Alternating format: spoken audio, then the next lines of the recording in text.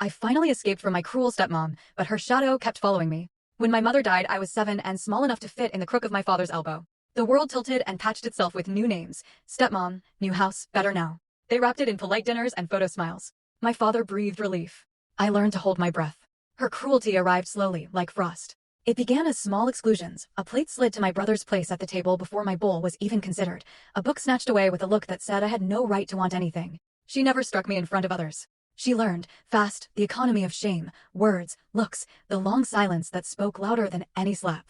At home, she sharpened herself into a dictator of the smallest things. She called me clumsy, fragile, stupid, the lazy child my father felt sorry for. She compared me to my mother with relish, as if every memory of my mom were a ledger where I was always short. When I cried, she taught me the worst lesson of all, that I was the problem. My father, exhausted from grief and grateful for someone who kept appointments organized and the garden tidy, saw only what she wanted him to see. School was not rescue.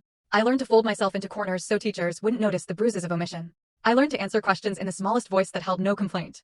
I learned to present a plausible normal for the world and keep the rest like contraband beneath my ribs. The first time CPS visited our house, I was 12. A neighbor had called after seeing bruises on my younger stepbrother's arms.